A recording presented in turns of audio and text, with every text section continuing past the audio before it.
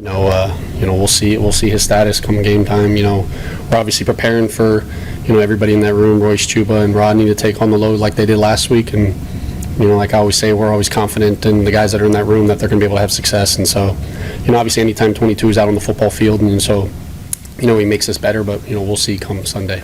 How does that change what you have to do if you have to use him in a limited capacity or a pitch count? I don't think it changes much. I think, we showed last week that the running backs that the guys in that room, that they'll step it up, and when their number's called upon, they'll be able to make plays. And so you showed that the last game and a half that those guys can make plays. And so when he's out there, we feel like we're going to be able to move the football, and if he's not, we feel confident in those guys. I'm sorry, I always do that. I always look at both of you guys too. Yeah, but do you feel like, I guess when Christian does come back, do you feel like like these guys, like Chuba and Rodney, if he have earned the right to spell Christian more in certain situations? Yeah, you never want injuries. You never want anybody to get you always want to be at full strength. But when injuries happen, it's just another opportunity for guys to step up and showcase what they can do. And there's a reason these guys are on our team and on our roster. And so when injuries do happen and these guys get the opportunities, it's as a coach, it's fun to see them make the most of their opportunities. And so they obviously are continuing to get better on a week-to-week basis. They're young. Obviously, Royce is a veteran. So, but no, it just shows that we feel more and more comfortable with those guys to be able to play and with the ball in their hands. And so I'm excited for those guys to continue to do what they do on Sunday. Are you optimistic about Christian, or are you sort of preparing these guys, and if you get them, it's great? Yeah, I think we'll see come Sunday. I kind of go into the week every week with the mindset of just preparing from a standpoint, just get everybody ready to go. And if he goes, that's a positive. If he can't, those guys will be ready to rock. So that's one of those, and we'll see kind of come Sunday. Joe, last week asked Sam after the game if he was concerned with the way the Cowboys pressured you guys, if that would become blueprint.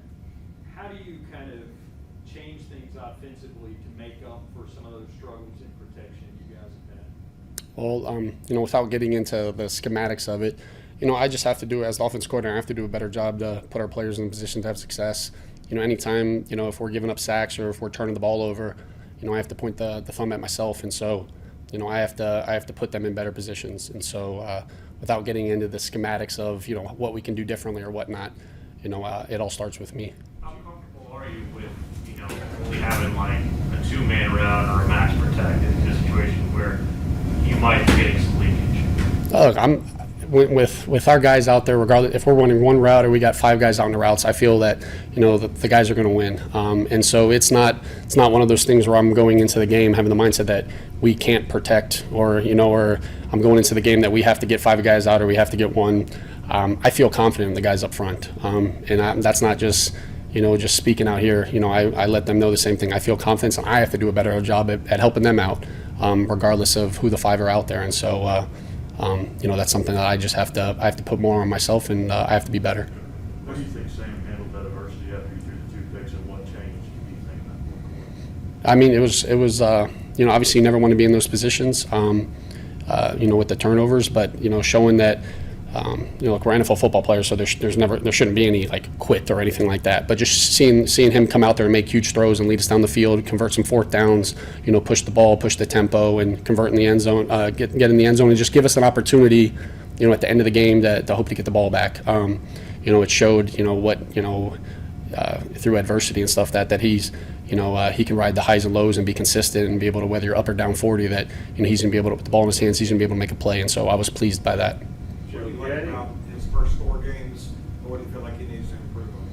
Yeah, no, like I said last week, without getting into the details of it, being 3-1 is the most important thing for the way that he's been playing. And, as long as he just continues to play within the system, I know it can sound like a broken record, but as long as he continues to do that, he's going to put us in positions to have success. Getting him more involved in the red zone from a rushing standpoint, was that a product of what he brings to the table, or more you sort of self-scouting what you guys did last year and thinking that you could have done more of that? I think it's a little bit of everything. It's stuff at the end of the season, us looking back and seeing how we can improve as an offense, how I can improve as a coordinator, and then just the athleticism that he does bring. He is somebody that can show that he can make plays with his feet. Yeah, he had against Houston, he had a scramble that ended up getting called back with a penalty. Last week he had a nice third down conversion that he's running. So it's not necessarily in the red zone, but that he shows that he can make plays with his feet, and so.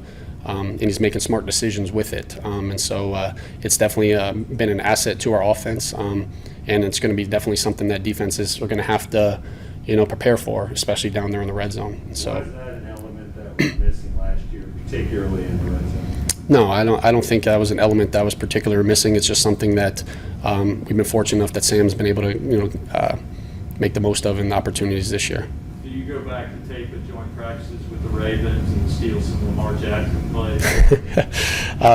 There's nothing ever off the table. It's I think when you get in the red zone, you have to find ways to get creative and find ways to get guys, get eyes looking different ways to switch things up, just to make red zone communication errors. And so, I don't think we're necessarily at the point of being able to run the ball with the quarterback like Lamar can do, but it's definitely just something else that a team has to prepare for, and so he's made the most of those opportunities, and we'll continue to go from there. If I told you he's going to lead the league in rushing touchdowns after 4 games, if I told you that before the season, what would you say? I probably would have been. I would have been happy about it, because that means we're actually, like I said last week, we're getting into the end zone. That's and that's the most important thing to me. It's not about who's getting in there and how we're getting in there and the stats. It's all about just finding ways to get in there. And so I've been pleased that he's found ways in there, and regardless of how it is, it's definitely wasn't the goal going into the season is find ways to get Sam, to try to lead the league in rushing, as you say. But he's done a good job at that. It seems like he's really keyed in on DJ. How do you get Robbie, Terrace, the other guys kind of on that same production level? I don't think it's something that he's necessarily keyed in on. It's not one of those things where he's forcing balls to a receiver or stuck on a progression. He's just playing within the system, and it's something as an offense coordinator that I can do a better job of getting guys more involved and getting guys in the system. But it's the most important thing with him is just continuing to just take what the defenses are giving him. I think that through the first 4 games, I think he's done a good job at that. Do you think people are paying a lot more attention to Robbie this year? I mean, I think you always have to pay attention to Robbie. With the game, the speed element that he brings. The big play opportunities. A couple opportunities we had last week. We got to convert on. But yeah, people are always going to pay attention to him. That's for sure. How do teams defend you differently with Sam as opposed to last year? Without getting into the schematics, I think it's just a week-to-week thing, just how teams are preparing for us, and I think each week is in its own in terms of who we have, who they have, what they do, or to their strengths. So I don't think it's anything consistent, throughout. Hey, this is how teams are playing us. Is more so as like, hey, who are we facing? What do they do well? And they're going to try to put themselves in the best position to have success. What's your confidence level in Brady Christensen if you have to roll with him left tackle?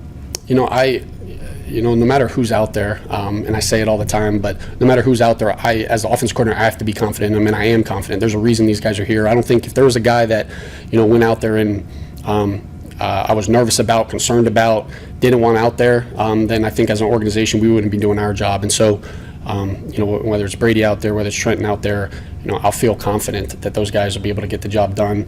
And so, I look forward to, whoever the 5 are, that they're going to be able to get the job done. What specifically about Brady would give you that confidence, just in terms of his skill set or his makeup, whatever? It's nothing without getting specifics. It's just the offensive line, the guys, having the joint practices and just seeing these guys be able to, in the preseason games, they showed that that rookies can play in this league. So if he has to come in there and step in and make a play, I know that he'll be ready. And so we'll see kind of who the 5 will be on Sunday.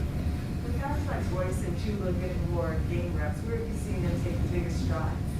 Well, I think a lot of it just as a running back, just getting comfortable in terms of knowing, you're getting, plays, consistent plays. So it was good to see both of those guys run the ball last week and be able to stack a couple plays, be able to make plays with their feet. And so that was the fun thing to see. It is tough, being sometimes when you're our two running back, especially behind a guy like Christian, it's hard to get into a rhythm. So it's been, from their standpoint, without, from a play calling and just seeing them a little more comfortable, and from a guy like Chuba, just as a rookie, just getting more and more comfortable with the NFL and how, the speed of the game and everything. And so I've been pleased to see that.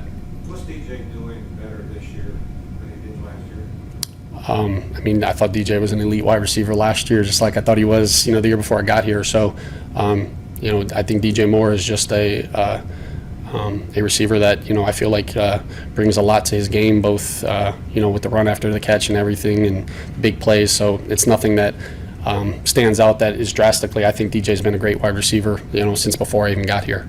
What are your impressions of Philly's defense? Look, I have a lot of respect for the guys, and I'm some of those guys, I've known from where they've been before, and so I know the last couple weeks have been a little different than the first couple weeks were, and so it's from offensive coordinator perspective, you got to kind of prepare for a little bit of everything. Are they going to come out there and run the defense, the same defense they ran the last 2 weeks? Are they going to? So we have to kind of prepare for a little bit of everything. Are they going to try to load the box a little more? What are they going to do? And so, his ties going back to, he was in Indianapolis, going back all the way back to Minnesota Vikings. And so you got to kind of think outside the box as an offensive coordinator and kind of see, hey, what could be the next thing that they could potentially go to. But, up front, man, they get after the quarterback. And so, that's something that we obviously have to be ready for. How long has Brady been practicing at left tackle? Because I know he started out as guard, right tackle.